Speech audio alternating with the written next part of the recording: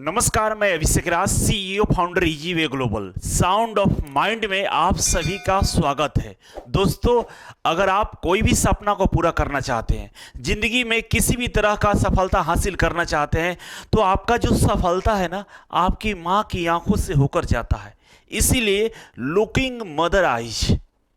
चलिए शुरू से हम शुरू करते हैं। साइंटिफिक रिसर्च में बताया गया है कि जब एक महिला का प्रसव पीड़ा होता है, जब वो एक बच्चे को जन्म देती है, उस समय 36 हड्डी टूटने के बराबर दर्द होता है। आप जरा गौर से सुनिएगा। अगर हमें हाथों में चोट हल्की सी लग जाती हो तो कितना दर्द होता है। अगर मेरे हाथ की उंगली टूट जाती हो तो बहुत हम चिल्लाने लगते हैं। और एक मां को जब वो बच्चे को जन्म देती है, उस समय 36 हड्डी टूटने के बराबर दर्द होता है, फिर भी वो मां मुस्कुराती रहती है। क्यों? क्योंकि उससे इस बात की खुशी होती है ना कि मेरा बेटा आज इस धरती पे कदम रखने वाला है। इस धरती पे अपने बच्चे का पहला कदम का इंतजार करने की खुशी में वो 36 हड्डी टूटने के बराबर दर्द को झेल लेती है, मुस्कुराते हुए। थोड़ा सा भी इस बात का उसे गम नहीं होता है। और उसी मां के हम लोग संतान हैं, जो इतनी बड़ी कुर्बानी, जो इतनी बड़ी दर्द को सहन करके अपने बच्चे को इस धरती पे बुलाती है, वेलकम करती है। जरा सोचिएगा, जब हम छोटे बच्चे होते हैं, मां हमारे हजारों नखरों को सहन करती है। हम उसके आंचल में टॉयलेट कर देते हैं, पेशाब कर देते हैं, पॉटी कर देते हैं, फिर भी गुस्सा नहीं होती है।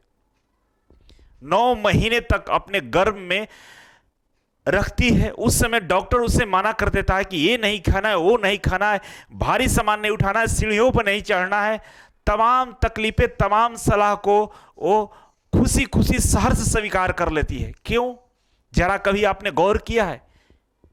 क्योंकि उसका एक ही सपना है कि मेरा बेटा मेरे सपनों को, मेरे इस परिवार को बहुत आगे तक ले जाएगा, पूरे परिवार में खुशियां ही खुशियां भर देगा। मात्र ये छोटे से सपने के लिए हजारों दुख, हजारों कुर्बानियां को वो झेल लेती है, सहन कर लेती है, और थोड़ा सा भी उसे दिल दुखता नहीं है। वो आपको बस खुश देखना चाहती है, वो आपको बस हंसते हुए देखना चाहती है, वो आपको कामयाब होते हुए देखना चाहती है। इसीलिए दुनिया की हर तकलीफ, हर दुख को सहर्ष स्वीकार लेती है और हंसती रहती है। 12 बजे रात में भी जब आप छोटे थे, रोते थे, मां उठ के उस समय भी आपको दूध पिलाती थी। रात के 4 बज रहे हो, मां के आंचल में आप टॉयलेट कर देते थे, फिर भी मां को तकलीफ नहीं होता था। उसके बिस्तर पे आप पॉटी करते थे, फिर भी उसको तकलीफ नहीं होता था। रात के 2 बजे भी अगर आपको खाने की कोई चीज की इच्छा होती थी, मां तुरंत किचन में दौड़ती थी और आपके लिए वो चीजें बनाकर खिलाती थी। फिर भी उसे इस बात का परवाह नहीं होता था कि मेरी नींद खराब हो गई। आप छोटे बच्चे थे, चूल्हे के सामने बैठे रहते थे, माँ आपको देखते हुए हंसती हंसती खाना बना लेती थी। उसे धुएं नहीं लगते थे, लेकिन इस बात का ख्याल रखती थी कि मेरे बेटे को धुआं ना लगे, मेरा बेटा रोए ना। और आपको न रोने के लिए ना अपने साथ चूल्हे के पास आपको बैठाती थी। माँ जब घर से बाहर निकलती थी, उसके ऊपर बहुत सारे बोझ लेकर चलती थी, बहुत सारे सामान होते थे, फिर भी आपको अपने गोद में उठाए आपको लेकर चलती थी, आपको नीचे नहीं चलने देती थी। क्यों? क्योंकि उसका एक ही सपना है कि मेरा बेटा कामयाब होगा।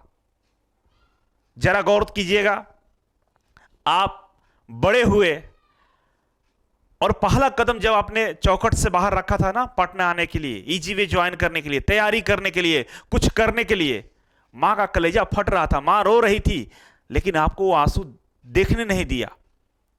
इसलिए ना कि कहीं मेरे बेटे मेरे आंसू देखकर वो तड़प न जाए, वो हो सकता है नहीं जाए। मां का ये स्वीकार नहीं था कि आप घर से बाहर निकले और अनजान जगह पर जाए, जहां पे आपको देखने वाला कोई नहीं है। मेरा बेटा कैसे खाएगा, कैसे सोएगा, क्या करेगा? फिर भी अपने कलेजे पे पत्थर रख के अपने आंसुओं को आंचल से पोंछते हुए आपको जाने दिया। आपने भी पीछे मोड़कर उस मां का दर्द को देखा नहीं, एहसास तक नहीं किया होगा, और मां एहसास दिलाना भी नहीं चाहती थी उस समय। क्योंकि 9 महीने गर्भ में जो तकलीफ सही थी और 7 साल 8 साल तक आपको बड़ा होने का इंतजार की थी, वो दिन आया था वो दिन आ चुका है कि उसका बेटा अपने चौखट से पहला कदम रखा है कुछ करने के लिए, कुछ जाने के लिए, तो मां को यह स्वीकार नहीं है कि जिसके लिए इतनी बड़ी कुर्बानी दी है और वो उसको छोड़कर जा रहा है, लेकिन वो कलेजे पे पत्थर रखकर आपको जाने दिया है। वो रो रही थी, आप देखे नहीं, उसका कलेजा तड़प रहा था, बेचैन थी, उसे नींद नहीं आया था। उस दिन वो खाना नहीं खाई थी। जब आप मां से ये बोलते कि मैं हम जाने वाले हैं, लेकिन उसने जाने दिया। क्यों? कभी सोचे आपने? क्योंकि उसे पता है कि दुनिया में सबसे मेरा बेटा अच्छा है और कुछ करके दिखाएगा। आसपास वाले उसे रोज ताना मारते हैं, बोलते हैं कि आपका बेटा नालायक है, आपका बेटा पढ़ता नहीं है, आपका बेटा बेहद ही निकम्मा है, वो लड़कों के साथ, बहुत बदतमीज लड़कों के साथ, अनपढ़ों के साथ घूमता है। लेकिन वो किसी की बातों पे विश्वास नहीं किया, क्योंकि उसको आप पे विश्वास है। आप पे वो पूरी तरह से ब्लाइंड बिलीव है, जिसको बोलते हैं ना अंधविश्वास।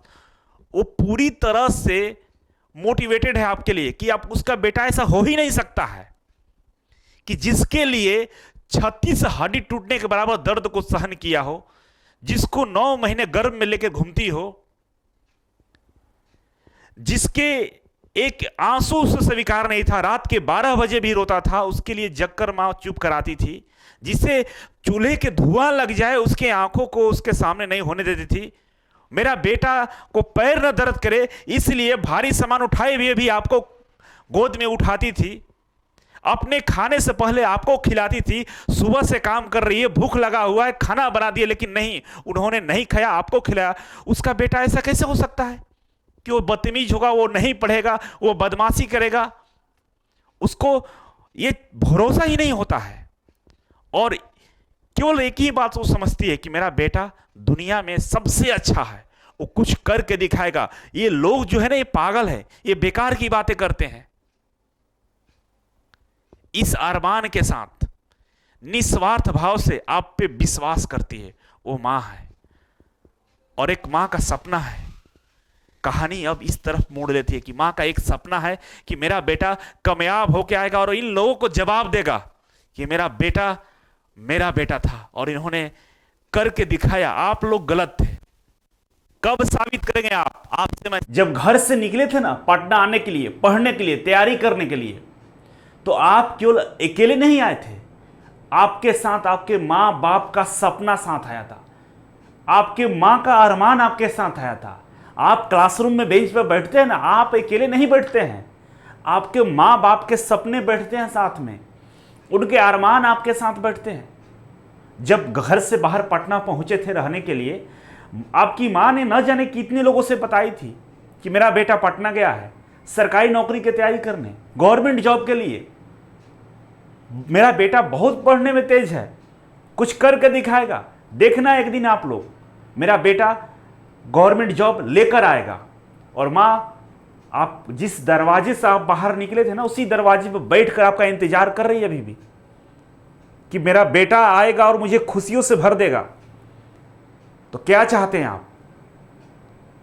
कि आपके मां के सपने टूटे, आपके मां के अरमान टूटे?